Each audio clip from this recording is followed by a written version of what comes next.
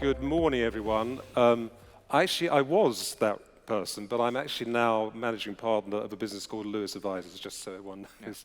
Great company that FTI is. Oh, but while we're in the Yeah. process of making corrections, can I just say that introduction was incorrect? Because we used to be A16Z, but now that we're in the UK, I think by the power vested in me, I've just decided to rename the firm A16Z. What do we say? Yes. There we go. Well, good morning, everyone, and this is a real pleasure to lead this, albeit brief session. Can I just say, for public disclosure, Sriram has actually got a bad back. And do you mind me saying that it was a bad back that was created in the gym, not by lifting weights, but by opening the door? We were not. Is that Oh, correct? thank you. Yes, I was Yeah. going to say there's a heroic story about me at the gym lifting heavy weights, but one of the perils of turning 40 is I opened a door at the gym and I was in pain. And kind of crying in bed for all of yesterday. But it does have an upside, which is I can say anything I want in the next 15 minutes, and if I say something daft, I just blame the medication I'm on. Well, thanks for that. I'm going to grab that opportunity. Anyway, Sriram, first of all, a belated welcome to London.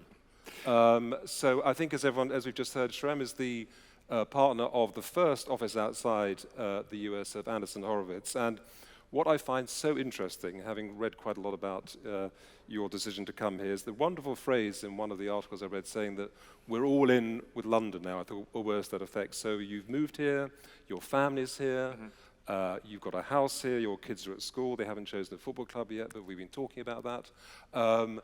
So the first question has to be, what is it about London and the UK, particularly because there are a lot of sort of negative views about the UK and London, that has attracted you from a business point of view to come to London right now? Thank you. I'll try and keep this short. So first off, our firm has been in operation for the last, I would say, 14, 15 years. And we've often had a very Silicon Valley-centric focus. My favorite way of illustrating this is that, Mark Andreessen, our founder, I don't think has flown internationally in 21 years, which is a crazy story. And now, we've always been fans of the UK. We've invested in multiple companies over here. My partner's on the board of TransferWise, now Wise. We have many investments. We have lots of friends and family from here. But we never actually had any international presence at all. And I think, so there are a few factors which led to us moving here. And not just the firm, first person at present, but me, my wife, my daughter now goes to school, reception, just starting after Easter today. First is, I think, the talent. And I think it's not London, it's really all of the UK. So in the last few months, I've been to Bristol, I've been to Liverpool, I'm going to Newcastle, I'm going to Edinburgh, Birmingham. And we know, and my time here has shown me, there is amazing talent that we really want to invest in. Right. And so that's number one, because ultimately, if there is not talent, we don't have anything to do. We are really in the world of enabling talent. That's number one. Number two is, this is where I kind of break into my little Love Actually speech, right? We have a lot of founders who have grown up loving Bond and Harry Potter and Beckham's left and right foot, and maybe now with Instagram socials. And so it's very sort of easy for us to have people want to move here and set up companies here. And in fact, I actually have many examples of Accelerate now. People have actually done that just because of us. But I think the third part, and I think this is where the UK has a unique opportunity post-Brexit, and really the catalyst of why moving here, is we think there are two areas which is really interesting in UK. And one is decentralization, Web3, and the other is AI. And I think the regulatory clarity, especially around Web3 and decentralization, is going to make the UK the capital for Web3. And it's going to do two things. One, it's going to unlock a lot of the ecosystem here. And we have some examples already with the accelerator we are running. Also, it's going to enable and pull in a lot of companies to move to the UK instead of moving to a Paris or a Berlin or a Singapore or Dubai. And we're also, I think that's the opportunity in front of us. And so I told my wife, and we should do this. And since September, I'm Kensington's newest resident, and I'm open to such on football clubs. We have a lot of stories, but yeah, that's the short version. Well, isn't that encouraging? Isn't it fantastic to hear that? I mean, given all the negativity there is about the UK, that's a fantastic thing to hear. Just talk then, Sriram, a bit more about some of the specific aspects. So the regulatory environment in the UK, again, there's a view that it hasn't been that benign over the years, particularly towards the crypto world, which obviously is a world that you know well. Just talk a bit about how you see, because obviously it's different from the political environment, how do you see the regulatory environment here? Yeah, so I think, look, there are a lot of VCs here who might have different views. And I know, for example, some VCs are kind of like moved back to the US. We are committed here for the long term. And again, I want to stress, a lot of it starts with the talent. Like, if they're not brilliant founders, and if you come to my offices right now, you're going to see a lot of these founders about, we would not be here in the first place. That's the core protein, the raw material that makes it all work. But on the regulatory side, what we're really looking for is clarity.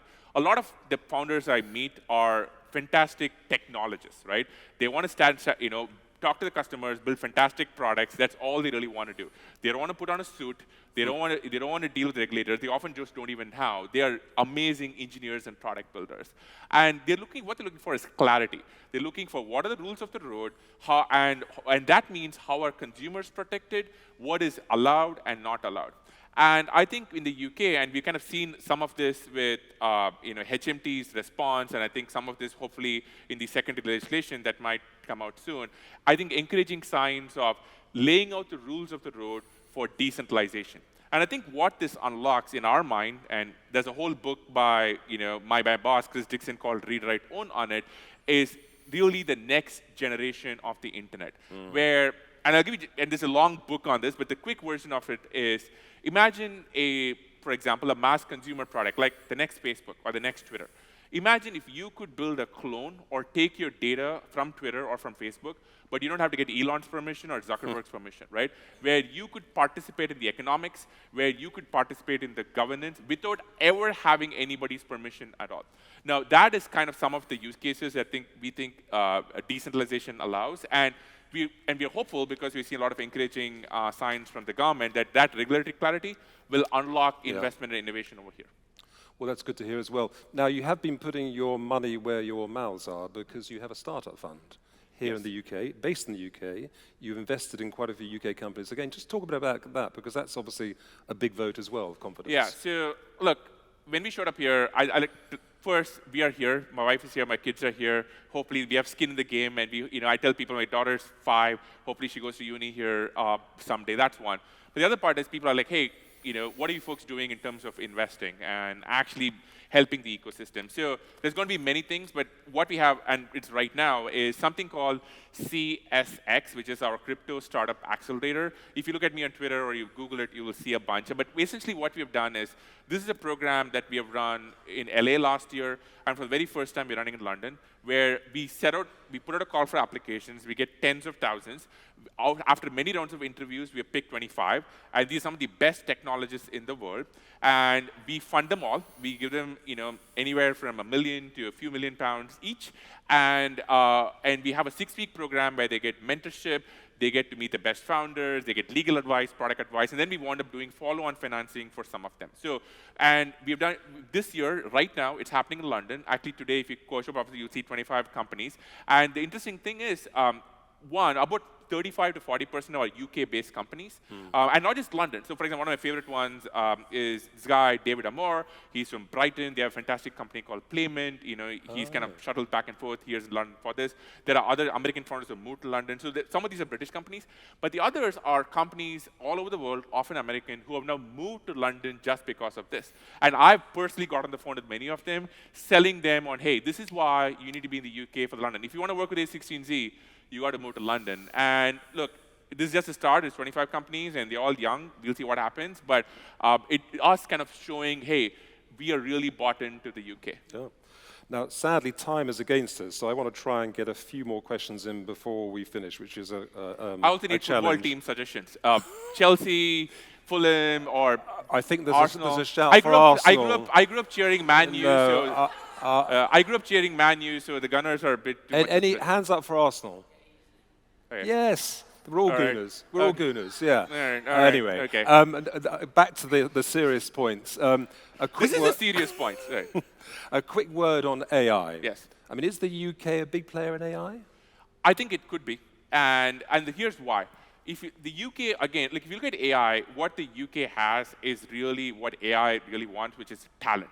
Right? And it's not just DeepMind and Demis and what they have done, but that's probably the best example. But a lot of the fundamental technological advances was invented at Cambridge. Right. And you have founders all over the country who are really cutting edge. I'll give you one example. There's a company called Jensen. They're based in London, they're British founders. We invested in their Series A.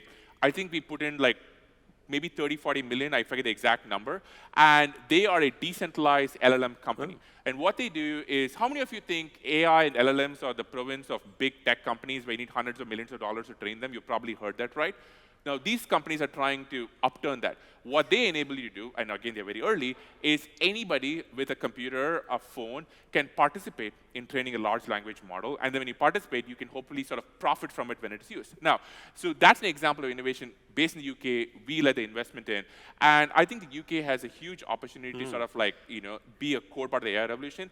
I think what is going to be interesting is, can the UK make sure little tech, right, really benefits from AI also? Because there is one universe where, how many of you have tried out ChatGPT? I'm sure everyone has, right? Or Anthropic, or Google's Gemini. I think it'd be sad if all of the AI advancements happening are only happening through 3 large big technology companies, right? And look, I'm talking my book. I'm a venture capitalist, but I'm in the spirit of defending little tech, right? The next 10 startups, and often a lot of them could be British. And I think the UK, if they take a sort of like a pro-innovation, pro-little tech approach, has a real opportunity to be a global leader. Yeah, great. Well, let's not, maybe we shouldn't be too UK-centric as in my questions. Let's, before we kind of close, just a question about the EU. And let's talk about Paris briefly, because I think you were in Paris last week. There are some people who think that Paris probably is best placed to compete with London as a big financial centre. Just give us your impressions, not Paris versus London, but how does Paris look to you, having been there recently? I think the Paris versus London dynamic is real, but I will say, look, we are very impressed by the Paris ecosystem. We have had recent investments there. It's no secret, the firm led a large investment in Mistral, which is an open source LLM company. I forget the exact number, but I think it's like, it's over the orders of hundreds of millions of dollars. And I think what the French government has done is really taken a very pro-startup approach with various incentives, with what they've done at Station F, and there's just a lot of energy in the ecosystem. So big props to Paris. But I think one of the things, like, they are still under the EU umbrella, and I think there's a lot of questions about, hey, does the EU AI regulatory approach wind up favoring big tech? So, which is why when I come back to the UK, I think the UK has a real opportunity where you could have the next $100 billion tech company if you enable the next generation of startups over here. And the talent is here. We wouldn't be here if we didn't believe in the talent. And it's fair to say there will be a general election this year in the UK. In fact, there'll be an election in the US as well. And we're not going to talk party politics, obviously. But if you were, and each party has to produce a manifesto, as a businessman, as someone who's looking at the UK benignly, what would you like to see in broad terms, in policy terms, in the party manifestos to support what you're doing as a business and more widely? Yeah. Look, we are here for the UK long term, right? Like, kind of use my line of, I want to see my daughter grow up and cheer for the right football team and please make me pitches to me afterwards. And so we're here hopefully for decades to come. I think I would just go back to what I said, right? We believe the UK has a unique opportunity. And we have talked to leading policymakers on all sides. And we wouldn't be here if we didn't believe.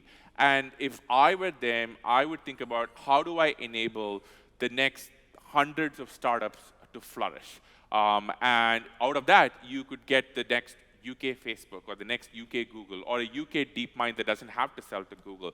I think that's really the opportunity, and especially post-Brexit, because I think the UK has a chance to sort of set the shining example of a pro-innovation, pro-tech ecosystem, what that could look like. And I think, like, we are here to help. We wouldn't be here if we didn't believe, and we have already put our money where our mouth is, but we hope to do a lot more. That's what I would do. Well, that's great to hear as well. Sadly, we are coming to the end of this all too short session. We could have gone on for a lot longer. We could have even decided on the football team by the end of the session, but we'll have to do that separately. Let me ask you one final question. Is there anything about the UK you don't like? Oh my goodness. Well, just thinking, anything about it that has struck you as not what you quite expected, or from a business point of view? I mean, I'm just interested. Actually, I'll say reverse. I grew up in India, and so for me, the UK has been so familiar in a way. And let me put it this way. I think a lot of my American friends don't understand the UK and they think of it's the other, but what I've been really struck by is how generous and warm everyone has been. Like you yourself just before this were talking about how to navigate London and the social dynamics, and everyone's been so welcoming. So one thing I tell people is like, I've just become sort of an ambassador for the UK back home. I go back to Silicon Valley, I've got on calls with founders saying, this is why you need to move to the UK or set up shop. A lot of the companies are accelerator. I got on calls saying, like, if you want to work with us, you got to be in London. And and one of the things I hope to do is continue playing that role. I tell people, like, I want to be the salesperson for the UK, right, and sell the UK back to Silicon Valley. So that's, I don't think the question you're asking, but that is, it's been such a warm surprise in a pleasant way of how amazing this place has been. Well, Sriram, it's been a huge pleasure talking or being in conversation with you, and thank you very much for your time. And by the way, thank you for coming with a bare back. And you didn't say anything that appeared to be drug-induced, which was great. Oh. So that's not even that I might wind up picking Chelsea? No. Well, that maybe was not. So I'm sure everyone, but by one other thing, Sriram has a fantastic podcast, which he does with his wife, which is well worth listening to, which he was saying you try and do every week or so. Yes, but, and not as good as his on Crisis. And I didn't tee that up. I didn't tee that. It's called When It Hits the Fan on BBC Sounds. But anyway, and a huge round of applause for a wonderful 50 minutes. Thank you. Thank you so much. Thank you very much. Thank you.